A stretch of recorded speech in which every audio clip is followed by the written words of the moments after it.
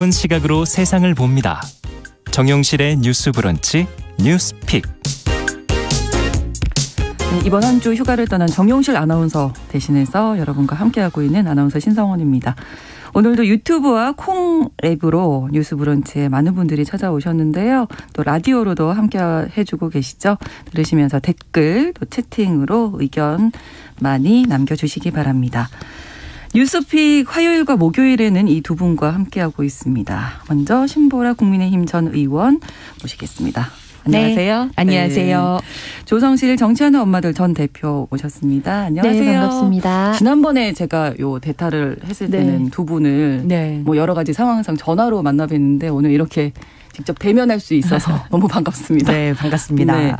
자, 근데 이제 뭐 여러 가지 뉴스들이 있습니다만 국민의힘에서 어제 의원총회를 열었죠. 비상대책위원회 체제로 전환하기로 뜻을 모았다고 하는데 이게 어떻게 한다는 건지 당내에서 어떤 목소리가 나왔는지 궁금합니다. 보도 내용 좀 정리해 주시죠. 신 전 의원께서. 네. 어제 의원총회에서 국민의힘 국회의원들은 당대표 사고 상황과 최고위원 줄 사태로 당이 비상 상황인데 의견을 모으고 비대위 체제로 전환하는 데 뜻을 모았습니다. 의원총회는 총 89명이 참석을 했고요. 네. 이 의견에 동의하지 않은 의원은 1명, 이제 김웅 의원만이 반대를 한 것으로 알려집니다. 네. 또한 비대위 전환 과정에 반대하는 최고위원들도 있는데요. 네. 현재 배현진, 조수진, 윤영석 최고위원이 사퇴를 표명한 상태인데 네. 이준석계로 분류되는 정미경, 김용태 최고위원은 윤핵관이 지금 비대위를 밀어붙이고 있다. 그리고 절차상 문제가 있다. 그리고 비상이라는 수사로 국민과 당원이 부여한 정당성을 박탈하는 것은 민주주의 역행이라면서 반대 의사를 표명하고 있는 상황입니다. 네. 비대위는 전환을 하려면 반드시 전국위원회의 의결을 거쳐야 하는데요. 네. 지금 전국위의 소집과 안건 상정의 권한을 가진 분이 서병수 의원이에요. 네. 서병수 의원도 현 상황이 당원 해석상 비대위 전환이 필요한 비상 상황으로 보기는 어렵다면서 반대 입장을 견지하고 있는 상황입니다. 그렇지만 지금 의원총회에서 의견의 뜻을 모은 만큼 비대위 전환의 속도전이 지금 되고 있는 상황인 건 사실이고요. 네네. 오늘 아침에 지금 국민의힘이 오전에 최고위 회의를 열고 정국위를 개최할 것에 대한 안건을 의결을 하게 됐습니다. 네. 지금 오늘 열린 최고위원회에는 권성동 원내대표 그리고 성일종 정책위의장 이 두 분은 이제 당연직 최고위원이고요. 그다음에 사의를 표명을 했던 배현진, 윤영석 최고위원 이 4명이 참석을 해서 네. 비대위 체제로 전환하기 위한 정국위 소집 안건을 의결을 했고요. 네.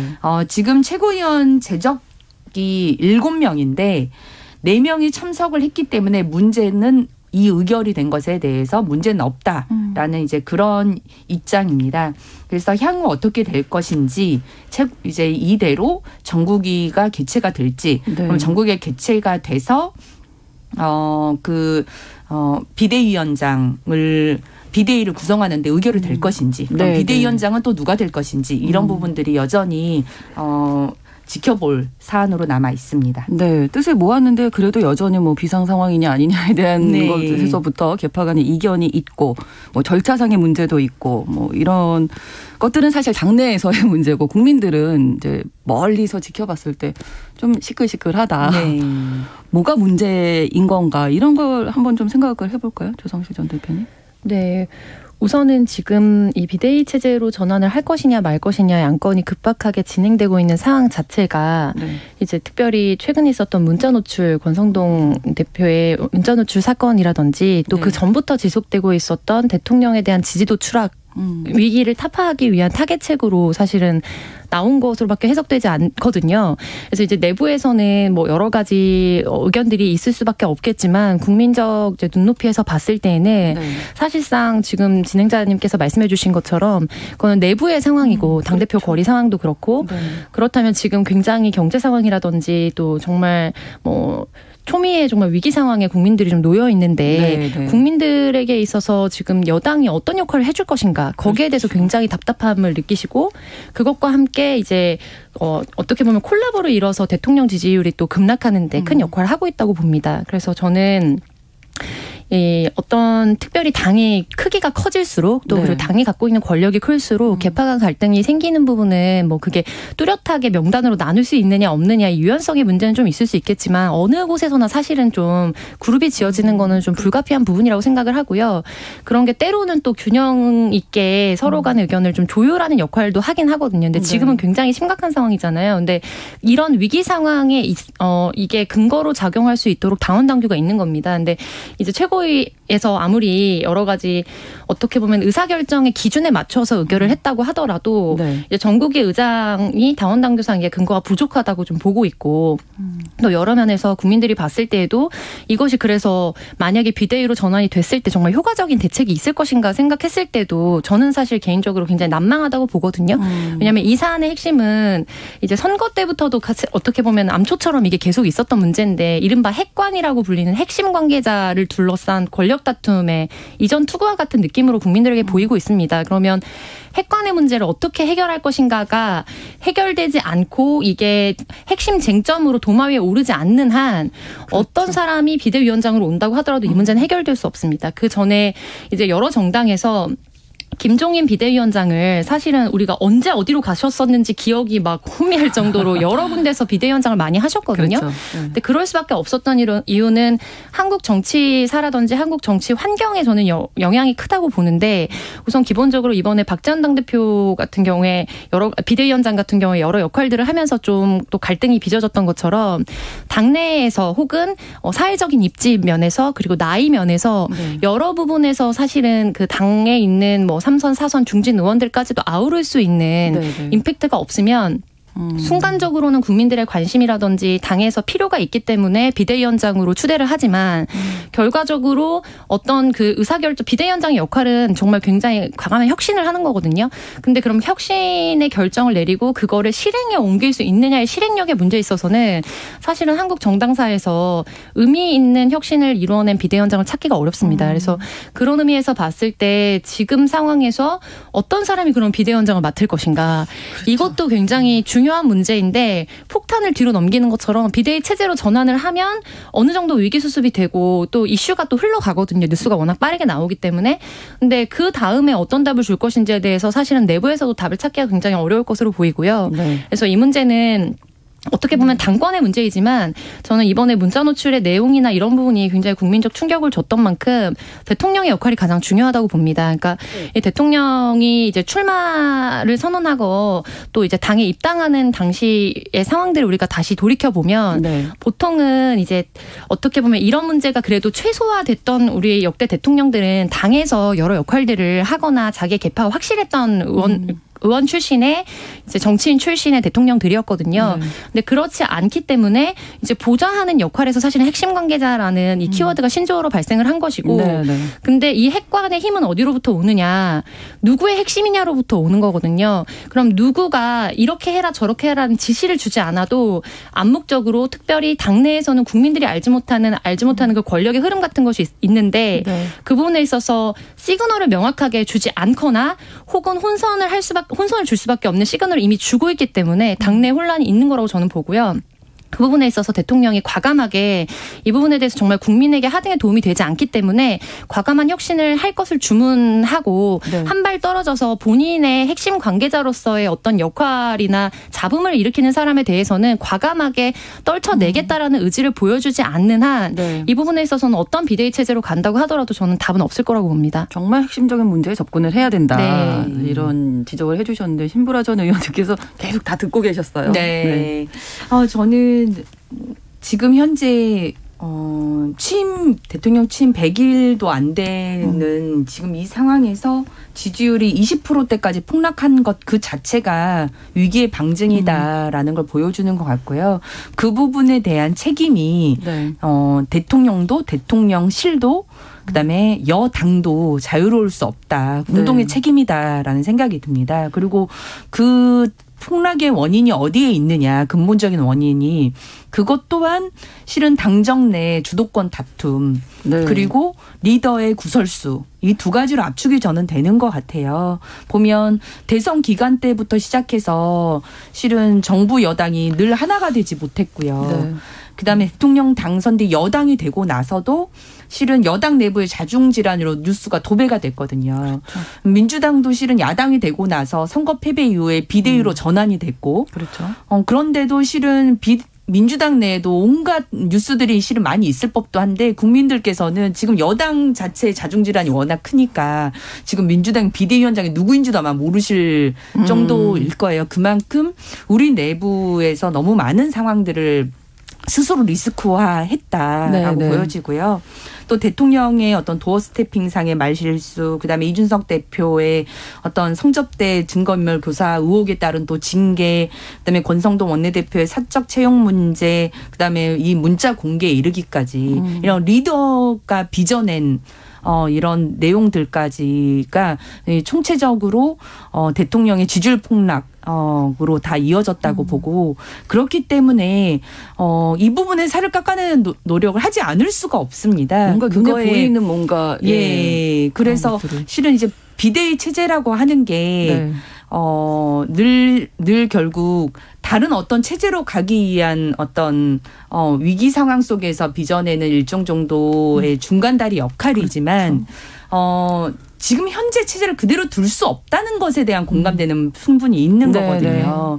그래서 그런 측면에서는 뭐 지금 당장 뭐 전당대를 아예 열어서 뭐 그럴 수 없는 상황이고, 그렇다고 한다면 수습용이라도 일정 정도 비대위 체제를 가고 대통령실도 지금 그에 따른 논란을 어떤 방식으로 리스크 테이킹이 안 되는 이런 문제에 대해서는 일정 정도 인적 쇄신을 동반해서 당정이 함께 이 위기를 수습할 수 있는 모멘텀을 마련을 해야 된다. 저는 그렇게 보고 있습니다. 그러면 아까 그 비대위원장 말씀하셨잖아요. 어떤 인물이 그 당 내에서 개파에 좀 자유로운 어떤 그런 분이 하시는 게 나은지, 아니면 외부 영입을 해야 하는 건지 어떻게 생각하십니까? 그러니까 이거는 뭐 당내에서 어떻게 결정을 하는지는 좀 지켜봐야겠지만 저는 개인적으로 당에서 전혀 역할을 하지 않았던 사람이 오기에는 지금 물망에 오를 만한 사람이 사실은 없다고 보거든요. 그러니까 어떻게 보면은 우리가 비대위 체제가 좀 유행이라고 하긴 그런데 당이 위기에 처했을 때마다 또 한참 이렇게 모든 정당별로 비대위 체제로 전환했던 게 최근 10년, 15년간 있었던 일인 것 같아요. 근데 그랬을 때 김종인 위원장이 많은 역할을 했고 그 외에 비대위원장은 아무도 기억나지 않습니다. 근데 지금 당내에서 역할이 전혀 없는 상황에서 당에 대한 이해관계를 모르는데 외부에서 들어가서 뭔가를 코칭하기에는 이제 이미 지금 부딪히고 있는 비대위의 문제는 뭐 선거에 실패를 했다든지, 예를 들면 국민의 지지율이 굉장히 너무 급락해서 새로운 정책 아젠다가 필요하다든지 이럴 땐 가능하다고 보거든요. 근데 지금은 그런 상황은 아니고 내부의 어떤 이해관계를 명확하게 보고 이 부분에 대해서 어떤 고리를 끊어야지 국민들의 신임을 다시 얻을 수 있는지, 그리고 제 역할을 할 수 있는지에 대해서 좀 관망은 하지만 이걸 어느 정도 알고 있는 인물이 사실은 이 역할을 할 수밖에 없다고 저는 보고요. 그 부분에서는 어떻게 보면 당내 개혁파로 불렸던 인물들 중에서 사실은 하게 되면 좀 가장 좋겠지만, 현실적으로는 그게 이 당내에서 그게 말처럼 쉬운 일은 아니고, 그러니까요. 또 새로운 인물을 또 발굴하거나 혹은 그 추대를 한다고 해도 거기에 대해서 또 충분히 추인을 받을 수 있을지 이 부분도 난망하기 때문에 그래서 더 어려운 부분인 것 같아요. 그래서 보통 이제 대통령이 취임을 하고 나면, 그러니까 대통령이 무엇을 했다, 예를 들면 대통령이 어떤 정책 아젠다를 편다, 어디를 방문했다, 이런 것들이 좀 뭐 더 많이 국민들에게 알려져야 되는데, 지금은 최근 막 어떻게 보면 논란이 됐던 사자성어죠. 호가호이와 같은 느낌으로 대통령 이외의 인물들의 이름이 오히려 더 뭔가 그 트렌드 키워드로 보자면 훨씬 더 많이 올라와 있는 상황이거든요. 그래서 저는 이 비대위원장이 누가 되느냐의 역할보다도 대통령이 자신이 갖고 있는 국정 철학을 가지고 어떻게 보면은 국민적 관심이나 그다음에 국민이 신뢰할 수 있을 만한 어떤 아젠다들을 내놓는 게 중요한데, 지금 직전에 뉴스에서도 나왔던 뭐 예를 들면 만 5세 입학이라든지 이런 안건들, 그리고 그 전에 뭐 청와대 이전 문제 이런 등등의 사안들이 그야말로 좀 불통의 이미지를 주면서 굉장히 지금 왜 갑자기, 그리고 동의되지 않는다, 이런 반응들이 굉장히 많은 안건들을 좀 내뱉고 있잖아요. 그래서 그런 흐름과도 같이 맞물려서 사실 해결하지 않으면은 이거는 어떻게 보면은 비대위원장 한 사람이 절대로 해결할 수 없는 문제라고 좀 비관적으로 보입니다. 네, 저는 지금 현재 이제 비대위로 갈 때는 또 비대위원회 위에 시기는 또 어느 정도여야 하는지, 또 임명은 누구로 해야 되는지, 기능은 어떻게 해야 되는지, 중인데요. 권한은 어디까지 줘야 하는지, 비대위원장은 또 그렇죠. 누가 임명할 수 있는지 이거 가지고도 굉장히 많은 쟁점들이 있습니다. 근데 저는 이제 중요한 게 저도 이제 국회의원 시절에 여러 의원총회를 참석해보고 또 최고위원 참석해봤지만 각자 이견이 있다 하더라도 실은 최선이나 혹은 차선을 찾는 방향으로 가야지 이 여러 가지 쟁점을 두고 다투다 보면 또 그것 자체가 지지율을 더 떨어뜨리는 효과를 낳기 때문에 어쨌든 지금 당정의 의견을 최대한 잘 조율해 가면서 다른 시너지를 낼 수 있는 방안을 찾을 사람 그런 분이 비대위원장을 하기에 좀 적합하지 않을까라는 생각이 듭니다. 네. 그래서 뭐 그게 당 내에 있을 수도 있고 당 외에도 있을 수는 있겠지만 저는 어쨌든 이 위기 상황에 더 많은 위기를 초래할 사람은 아니었으면 좋겠다. 네. 네. 그런 정도의 말씀을 드릴게요. 국민들을 좀 생각해 주시고 잘 좀 마무리가 됐으면 좋겠고요. 다음으로 넘어가겠습니다. 한 대형마트가 매장 안에서 상어의 사체를 전시해 놓고 포토존을 운영했다가 부적절하다 이런 지적을 받고 중단을 했는데 이게 어떤 문제가 있는 건지 어떤 의견들이 나왔는지 먼저 좀 살펴주실까요? 정성실 전 대표님. 네, 용산에 있는 한 대형마트에서 상어의 사체를 전시한 포토존 이벤트를 진행해서 굉장히 논란이 일었습니다. 그래서 이 상어 포토존이라고 알려져 있는 이 공간에 가면 상어의 커다란 사체가 있고 근데 이제 그러니까 단순히 판매하는 예를 들면은 그 어류로서 놓여진 것이 아니라 거기에 이벤트 코너를 만들어서 어떻게 사진을 상어와 잘 찍을 수 있는지 그리고 최근에 굉장히 어린이들에게 좀 유행을 하는 상어 캐릭터를 같이 그려놔서 어린이들이 특별히 같이 참여해서 사진을 찍도록 좀 유도하는 이벤트를 진행을 했습니다. 그래서 이 부분이 굉장히 국민의 정서에 맞지 않는다. 그리고 최근에는 동물권이나 이런 부분에 대한 예민함과 또 감수성이 굉장히 높아졌기 때문에 이 부분에 대해서 좀 반대하는 의견이라든지 좀 경악을 금치 못했다 이런 반응들이 좀 쏟아졌고요.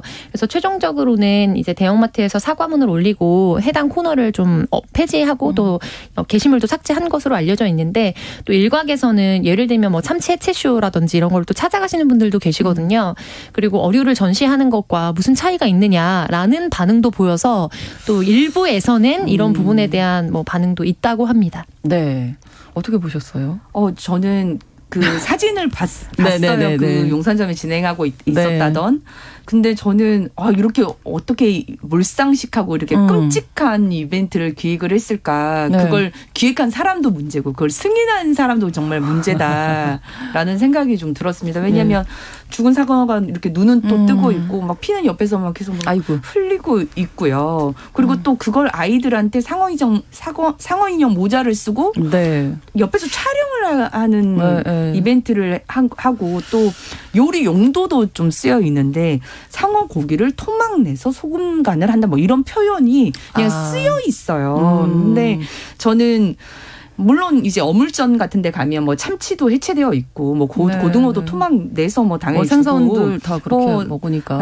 뭐 상어 같은 생선을 보는 게 뭐 흔한 엄청 큰 생선들을 보는 게 흔한 풍경이긴 하지만 그 모습을 두고 아이들을 옆에서 사진을 찍게 하거나 그걸 그 모습을 좋은 모습으로 포장하지는 않잖아요. 그렇죠. 그러니까 그거를 홍보에 동원할 것과 절대 그 동원하지 말아야 할 것들이 있다는 것쯤은 기본적인 어떤 국민적 상식이나 그런 부분들로 공감대가 있다고 생각하는데 그거가 너무 배치된 행위였다라고 보고요. 그래서 그거를 참치도 해체쇼도 하는데 이게 뭐가 문제냐.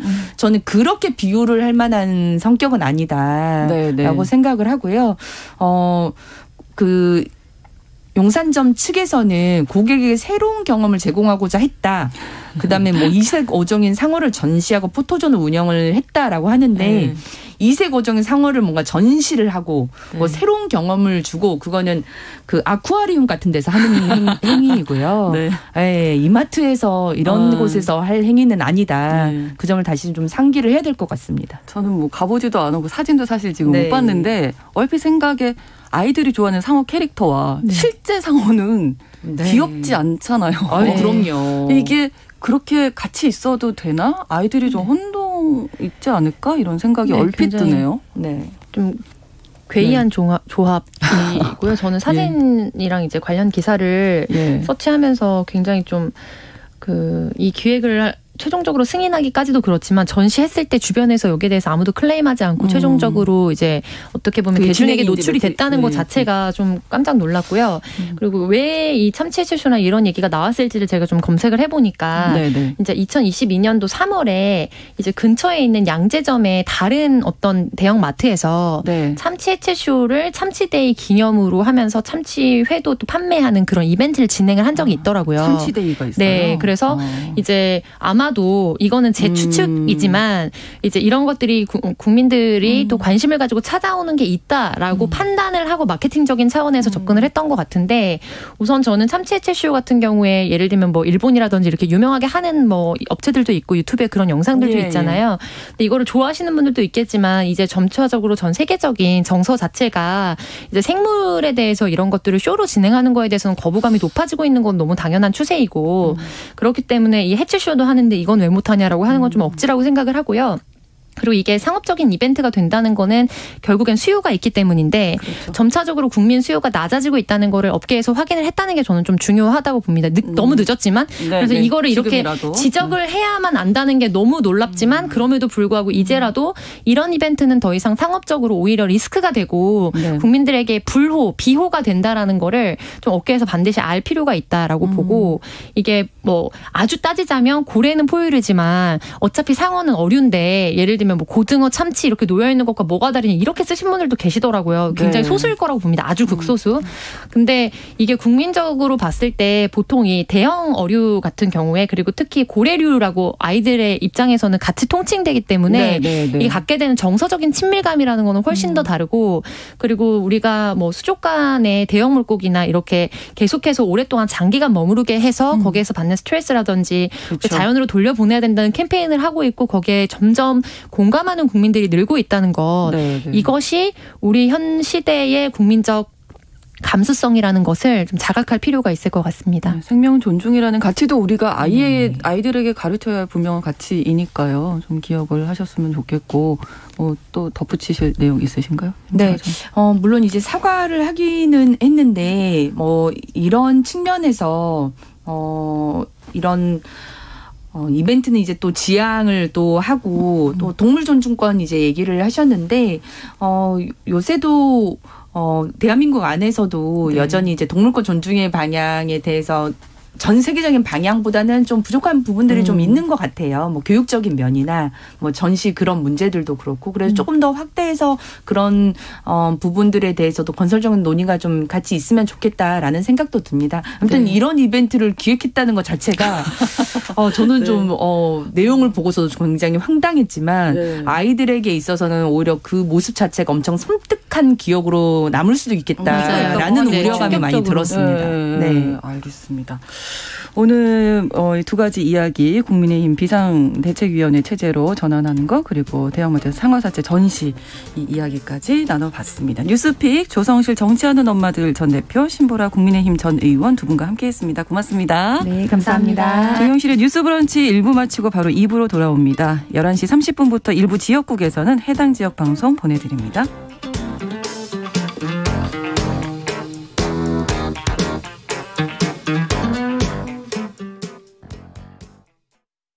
지금 시각은 11시 30분입니다. KBS